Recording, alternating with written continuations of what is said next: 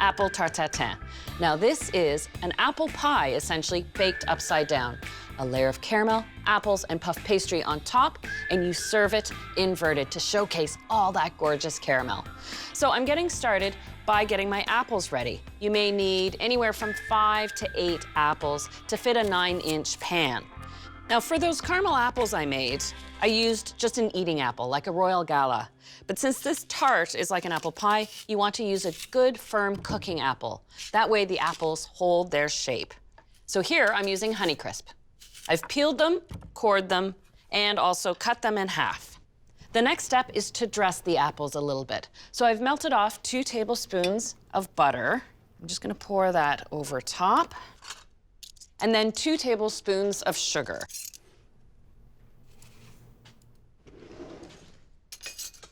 And I'll just give these a quick toss. It's really just to coat the apples with the butter and sugar to promote even caramelization around the whole apple, not just at the bottom when they're cooking. For this recipe, you want to pick a pan that can go on the stove and in the oven. This pan is actually designed for tarte tatin, but you could use a skillet or any other oven-proof pan. To the pan, I'm going to add 1/4 cup of butter and 1/2 cup of sugar. So it really is a different style of caramel. It's the combination of the butter and sugar caramelizing together. But caramel rules still apply here. A little bit of acidity will help keep that sugar in its fluid state. And I'm really just looking for about a tablespoon of lemon juice. Now I'll heat this on medium-high heat. And because I have the butter in with the sugar, you can give it a bit of a stir. At this point, I'm not trying to caramelize the sugar. I just want the combination of the sugar and butter to start bubbling. Now that it's started bubbling, I can add the apples.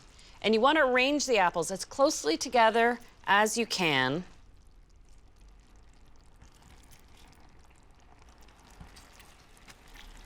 All right, I give the pan a little shake just to let the apples find where they belong. And then now I'm just waiting to see a little more bubble action in between the apples. And then it's ready for the oven. There we go, we have a nice even bubbling. I'll put this on a baking tray to catch any excess drips. And now what I'd like to do is bake just the apples with the sugar and butter for 15 minutes in a 375 oven. That allows the apples to soften and also excess liquid to evaporate a little bit. This will ensure that my puff pastry crust will stay crisp when it's time to put it on.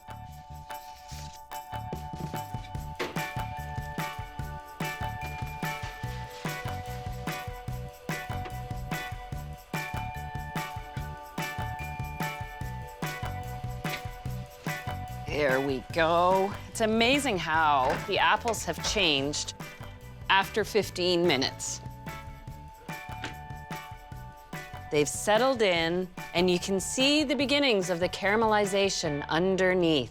So now is a perfect time to top the apples with the pastry. I have a sheet of puff pastry that's rolled to just about 1/4 inch thick. So if you purchase it and it's a little thicker, you can always roll it out a little bit. And then a fluted tart pan makes a perfect tool to cut a fluted edge to your puff pastry. There we go. And then I do find to fit my pan, I need to roll it out just a little bit further. Now, the final step before it goes onto the apples is to use a fork to dock the pastry. This goes onto the apples, and then just like it's bedtime, you want to tuck them in a little bit.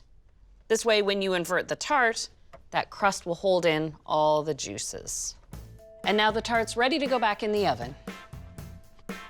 It's still at 375, and it takes 30 to 35 minutes. So in total, the apple tart's in the oven for about 45 minutes. It's all about the browning of the puff pastry. When it's a rich golden brown, then it's time to take it out.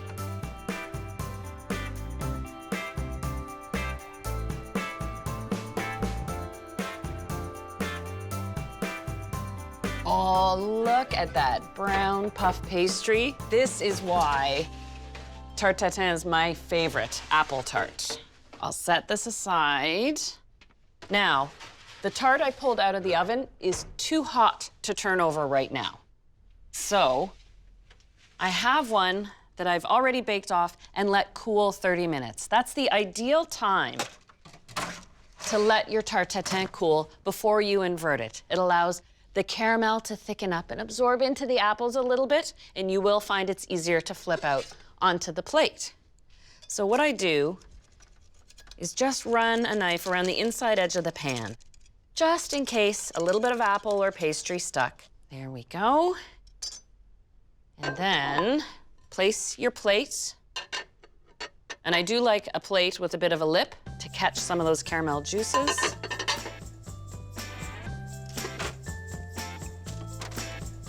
And this is it. The drum roll, please.